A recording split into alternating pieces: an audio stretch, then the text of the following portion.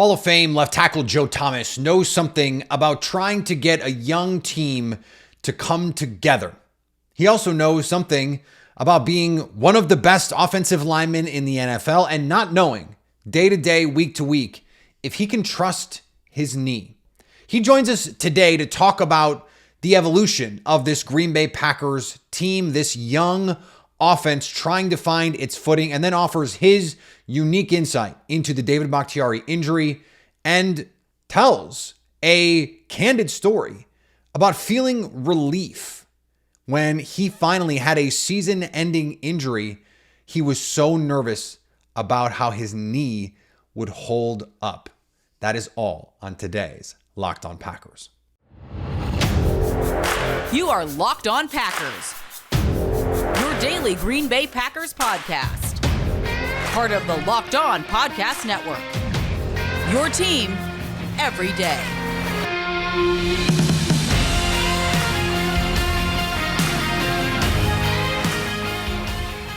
You are Locked On Packers, part of the Locked On Podcast Network, your team every day. I'm Peter Bukowski, and I cover the Packers for The Leap, a newsletter I would love for you to subscribe to. Follow me on Twitter, Peter_Bukowski. Follow the podcast on Twitter, Locked On Packers. Like us on Facebook. Subscribe to the podcast, iTunes, Spotify, Google Podcasts, wherever you find podcasts, you will find Locked On Packers, the #1 Packers podcast on the internet. And the show for fans who know what happened, they want to know why and how. Thanks to everyone who makes Locked On Packers their first listen every day. We hope you like starting your day with us as much as we like starting our day with you. Today's episode is brought to you by Jase Medical. Empower yourself when you purchase a Jase case, providing you with a personal supply of 5 antibiotics that treat 50+ infections. Get yours today at jasemedical.com. That's JASE medical.com. There's so much insight Joe Thomas can offer on the current situation with the Green Bay Packers. Situations is probably a better term because there's a lot that Joe Thomas has experienced in his career that matches what the Packers are going through right now. From a young team struggling to find its identity, trying to coalesce all these young pieces, to an offensive lineman who is still at the top of his game, but is worried day to day, week to week, if his knee is going to hold up. We're going to talk to Lily Zhao tomorrow for Zhao You Doing. Push back everything with the Monday schedule. So we're going to do Joe Thomas today. This is an awesome conversation. I cannot wait for you to hear it. Back again on Locked On Packers, one of our favorite people to talk football with, especially to talk offensive line play with. Joe Thomas, Hall of Famer and good Wisconsin boy. This Wisconsin hat on. I love that. Joe, it is great to be with you. And I just we just saw what happened on Monday night. Give me your just gut reaction to what we've seen from this Packers team so far in the first 5 games. What you've seen is a lot of youth. And unfortunately with youth is a lot of inexperience. And when you're inexperienced, you make a lot of mistakes in critical moments, and you can have flashes. You show that potential that made you a first-round draft pick or made you somebody that Packers fans or NFL fans got excited about. But a lot of times that youth and inexperience shows up in critical moments, and you make the mistake instead of making the play. And I lived it a lot during my career, playing with a lot of really young teams. But I think that's the frustration that Packers fans are experiencing right now. One of the things that I thought was really fascinating as we went into this season with Green Bay was they chose to go young. They said, we are going to move on from stalwarts like Mercedes Lewis and Alan Lazard, guys who play key roles for them, and say, you know what we're going to do? We got a young quarterback. We're going to bring in these young skill position players, and we're going to let them grow together. I thought, what a novel concept. We don't often see teams try and do that. I feel like over the last 2 weeks, we're seeing why, Joe, because there's a lot of missed assignments and guys in the wrong places. And now Jordan Love is feeling like he's got to do too much, and it can all sort of spiral downhill. Just as a premise, what do you think of that idea of just saying, let's have this young group grow together? I think it's a great long-term approach, and it's one of the reasons that the Packers have sustained so much success over the last 30 years is because they don't have an owner who can sit there and think like a fan and get upset and pissed off because of a bad game and fire everybody, right? Like, there's a board of directors, there's patience, there's a measured approach that the Packers organization has had. And I think that allows you as a general manager, as Brian Gutekunst, can say, hey, you know what, we're doing this thing for the long term. We're making decisions, not just to save my job this year, but to try to have sustained success into the future. And it allowed him to draft Jordan Love, which was maybe something that if Aaron Rodgers was talking to his buddy who was the owner and he even heard a whisper about that happening, he would have knocked it off. And so I think there's definitely good things about it. And I think long-term, it's a great approach, but to your point, like it makes the day-to-day of an NFL season difficult. And the medicine that you have to swallow at times is tough, because when you are thinking more long-term about having everybody on offense grow together and realizing that, hey, maybe we probably won't win the Super Bowl this year, but I'd rather try to build for the future than to keep around some aging vets that might steal you 1 or 2 extra wins. And you might feel better about yourself in the short term, but it's going to hurt your approach and your franchise in the long term. So you mentioned some of those young teams that you were on in Cleveland. You also got to play with a couple of coaches who come from the same tree as Matt LaFleur. Kevin O'Connell was on that Brown staff for a year, but Kyle Shanahan, we've talked about some of the things that they would do. What was generally the approach to try and bring along young offenses, in particular, young skill position players, young quarterbacks, and trying to say, okay, when you have a plan and then you have to change the plan, what are those discussions like during the week? Yeah, it's always really difficult because as a veteran player, it's easy for the coach to tell me, hey, we're going to do this play like we did 3 years ago against Miami. And all of a sudden, boom, it triggers your memory. And you basically don't even have to go out and practice it. You can just go hit the walkthrough and you're like, yeah, I get it. Yeah. But with a young guy, like he's learning everything new for the first time. And so he doesn't have that experience to reflect back on.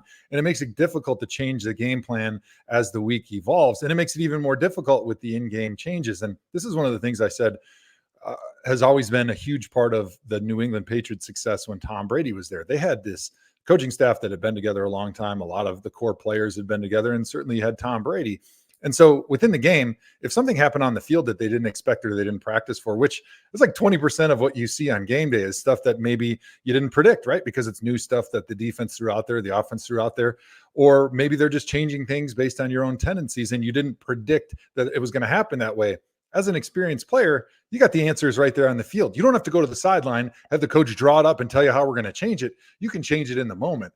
And I think it makes you lag behind the speed of the game when you do have that youth and experience, because you can't make those in-game changes quite as quickly because you do have to go to the sideline and talk about it and make sure everybody's on the same page versus just reflecting back on having done it in the past and being able to make that quick adjustment and go to the sideline and get the pat on the back from the coach. Like, hey, great job. We didn't talk about it, but you did the right thing. Let's move on to the next play.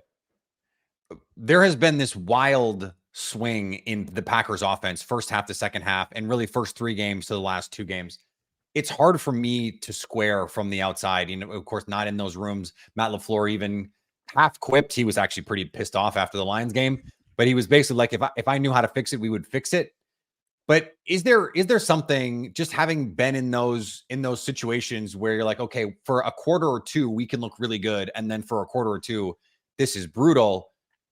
What are you thinking about when you're trying to find those pieces of consistency? Like, what do you try?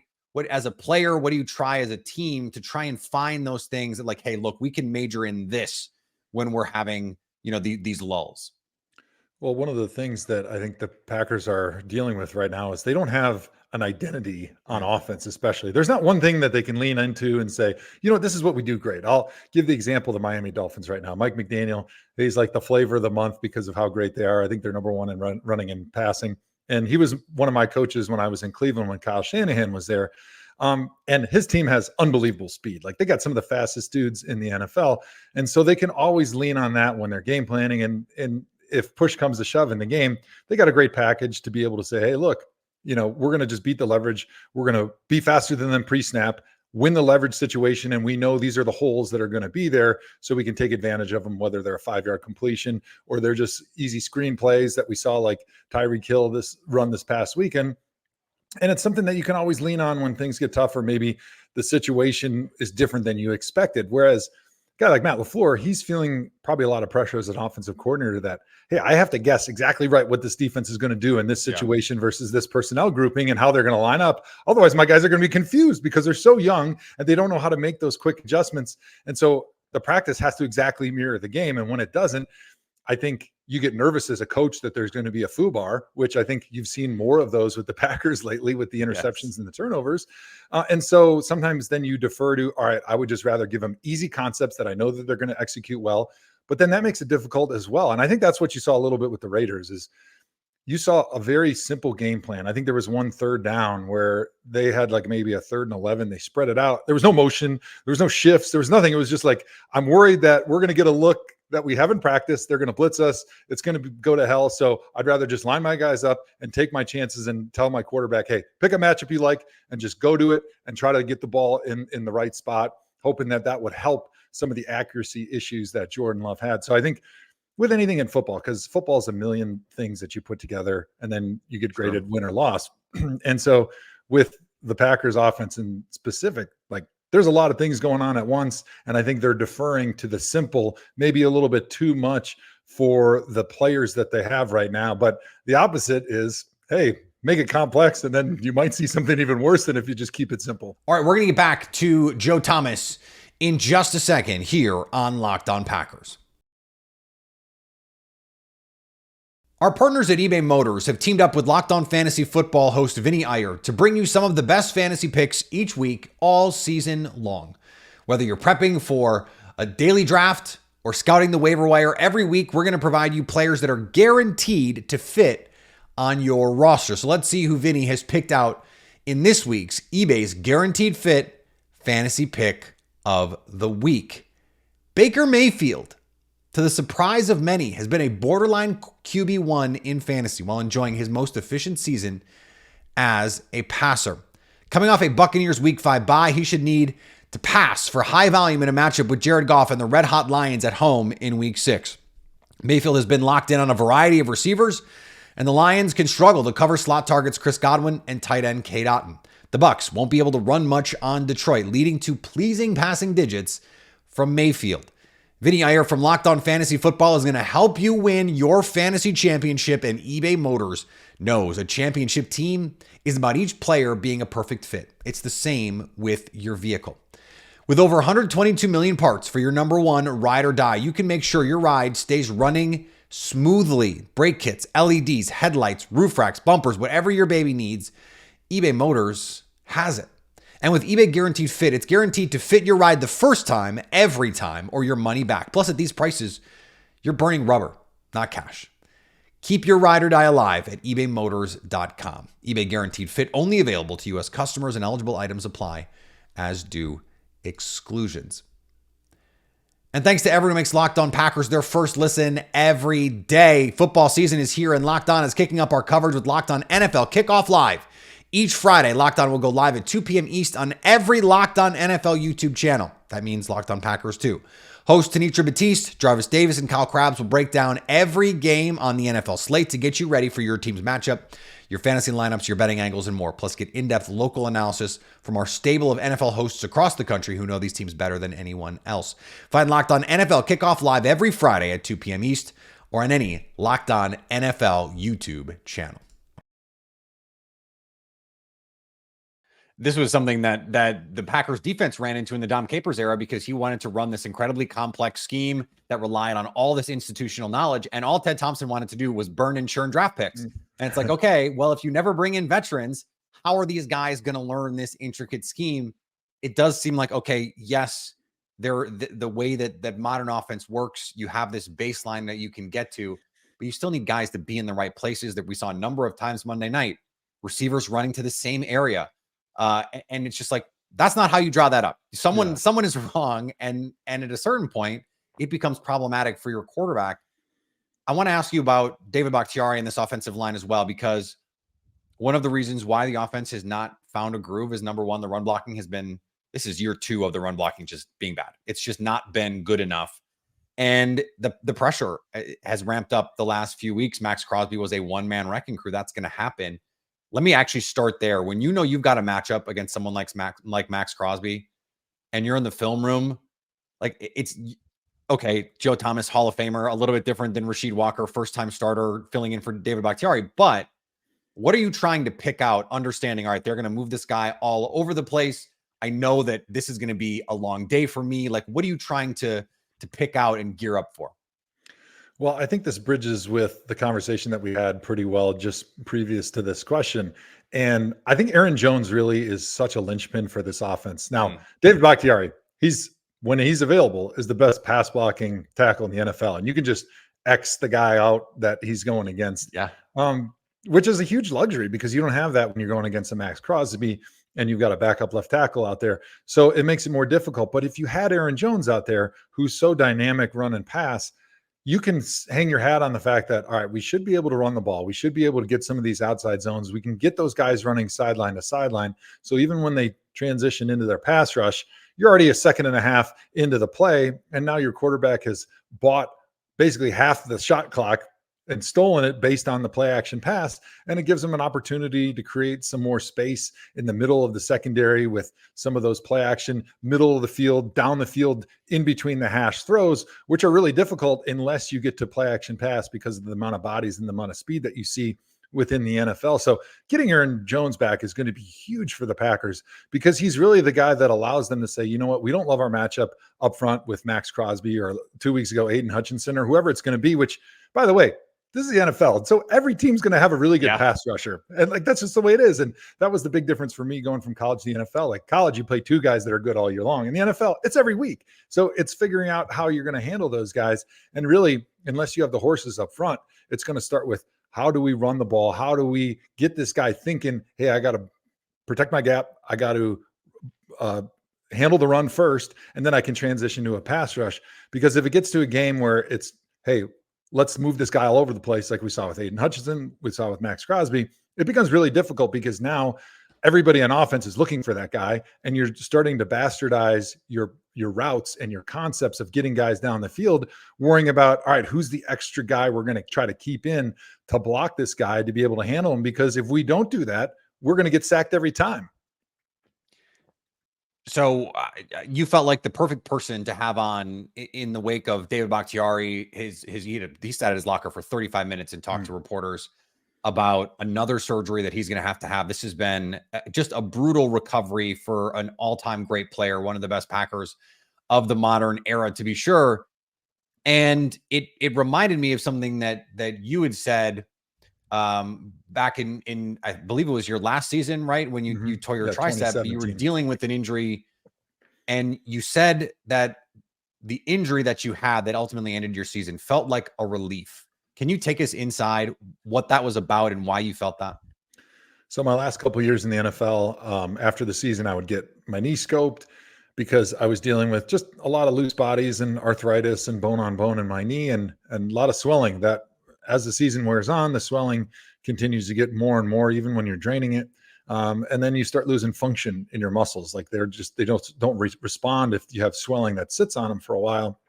And so you go through that process of getting surgery after the season and rehabbing, and then you get into the season and it's like, sands in an hourglass. Like each week it just gets a little bit worse and a little bit worse.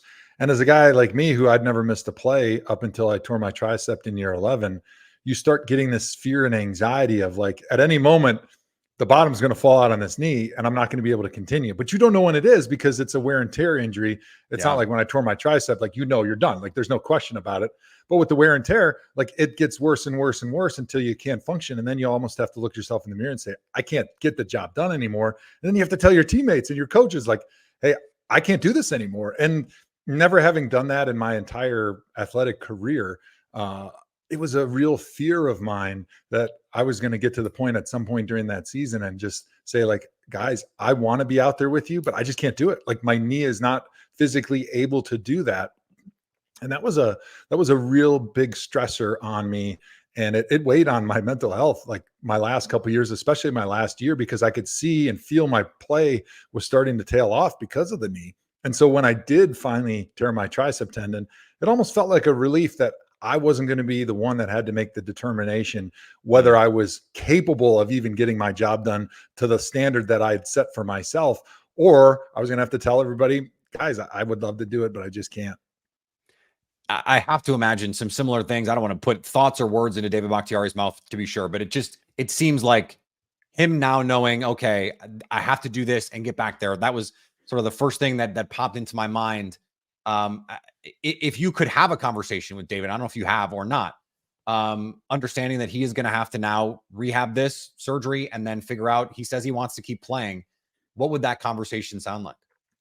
Yeah, I'm good buddies with David, so I talk to him from time to time, and I listened to his press conference or his locker room powwow yesterday, and my heart went out to him because I dealt with those same anxieties and a lot of the same issues where you're getting your knee drained every week and you're doing whatever you can to be out there, but it's just not possible. And I think the silver lining for me listening to him is it sounds like, at least from his voice, that they maybe have found what was causing all that swelling and inflammation in his knee. And they feel like that maybe this next surgery or surgeries is going to be able to try to fix that. I remember talking with the doctor of the New York Nets. He was like hospital of special surgeries in New York City. He was like one of the only guys in the country doing a cartilage transplant, which is sort of one of the things I was looking into doing for my own knee, because I had this small hole in my cartilage that was causing all the bone on bone issues and the swelling in my knee. And really the only answer outside of a knee replacement is to try to do this kind of radical cartilage transplant. But the problem is they'd only done it on like children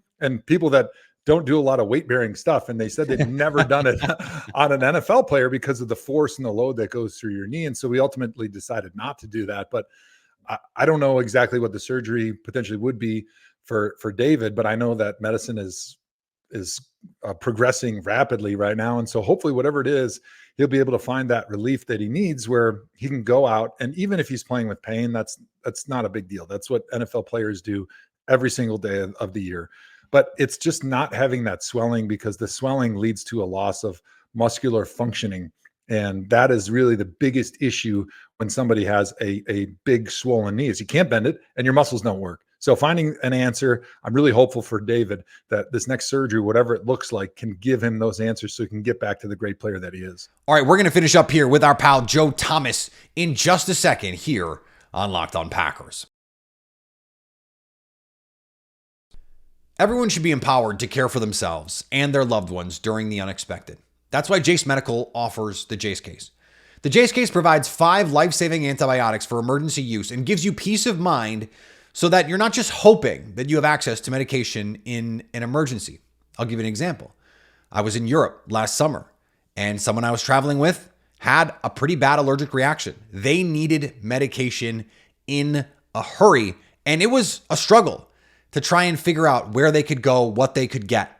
Jace Medical makes sure you have the medication you need in hand. Jace Medical is simple. They handle everything from the online evaluation to licensed pharmacy medication delivery and ongoing consultation and care. Don't get caught unprepared.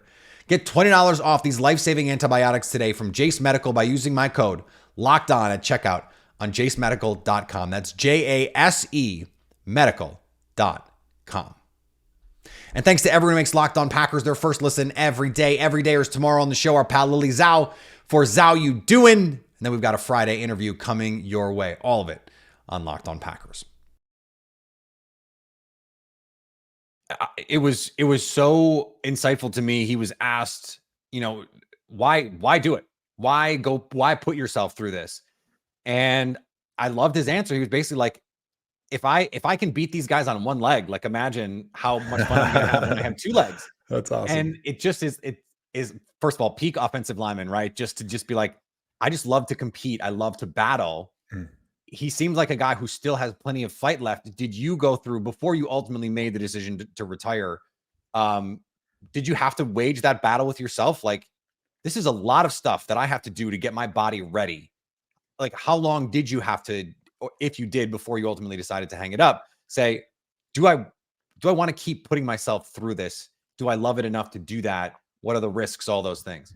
Yeah, it was a big struggle in my own mind, just because the weekly challenge for me, I couldn't practice. So like my last year in the NFL, I only practiced 3 times in training camp. That was all the time I could get out on my knee. And then it had gotten so bad that I couldn't even stand and watch practice. So I would just lay in the training room because I couldn't stand up during practice. And then the guys would come off the field. I'd watch practice with them. I'd get the mental reps, which was fine. That's all I needed. I really got into swimming so I could get myself somewhat into a good cardio fitness shape to go play a game. But where I was Monday, Tuesday, Wednesday, Thursday was a real drain. Couldn't walk down the stairs, had to go backwards, like couldn't walk around the building, couldn't stand. Like you just lose your ability to be a normal human. And then on Sunday, of course, you get the injection and whatever else it takes to be ready and go play, and you feel okay. But then you know how bad it's going to be Monday, Tuesday, Wednesday, Thursday. And then there's also that lingering worry and concern. Like, am I going to actually get back to the point where I can play next Sunday? Like, is this treatment, this process that we're going through during the week going to be good enough where I can function on Sunday? And that back and forth was really weighing on me mentally, where I was not a happy person.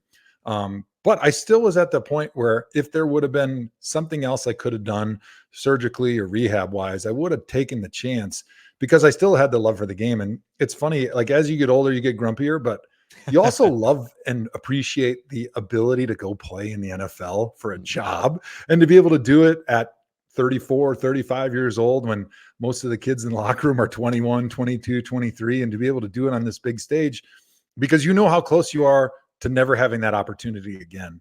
And so I think for David, that's how I felt. Like I wanted to do whatever it took. And had there been an option for me that had any chance of success whatsoever, I would have taken it for sure. But there just wasn't at the time for me. So I really hope that David can get that surgery done, that gets the knee healthy, that makes him feel like he can be that old player again, that gets an opportunity to win on two legs and doesn't have to win with one leg anymore. It also has to feel nice as a 34, 35-year-old knowing I can still lock up all these 22-year-olds, even on one leg.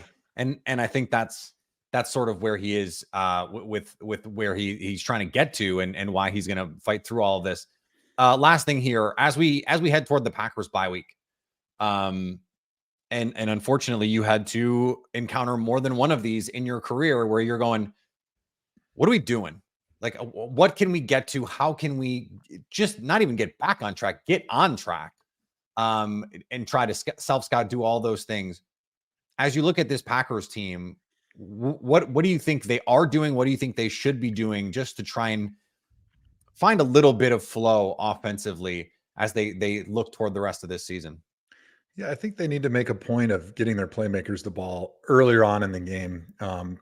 They were starting to get a little bit healthier last week, and they've got some guys. They're young players, but I think they have the ability to win on offense and to make some good plays. But just kind of refocusing and bringing the attention back to yourself, looking in the mirror and saying, all right, who are our best players? What are the plays that they do the best? And then how do we run those plays?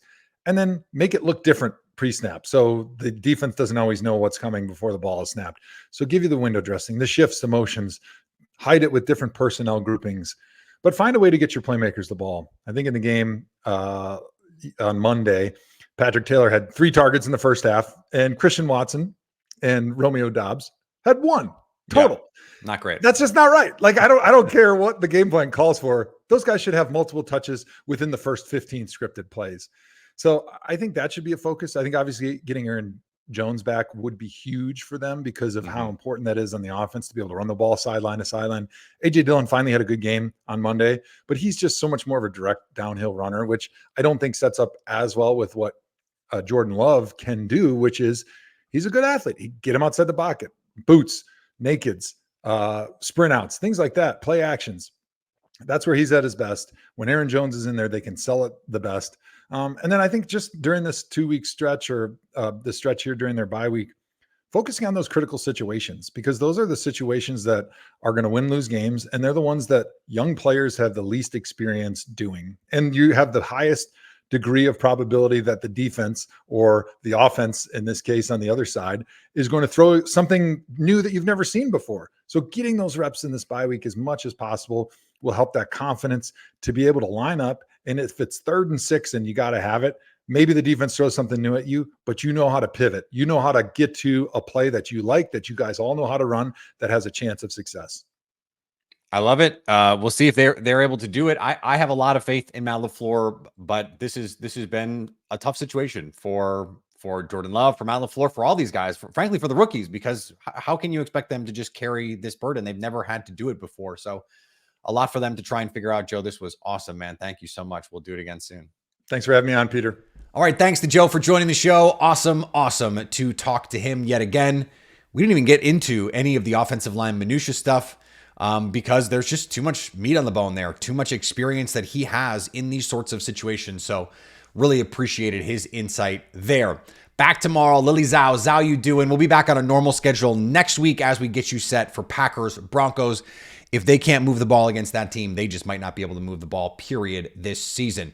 Follow me on Twitter, Peter_Bukowski. Follow the podcast on Twitter, Locked On Packers. Like us on Facebook. Subscribe to the podcast, iTunes, Spotify, Google Podcasts. Wherever you find podcasts, you'll find Locked On Packers. And anytime you want to come hang out with us live on our YouTube page, you can go subscribe over on our Locked On Packers YouTube page so you can stay Locked On Packers.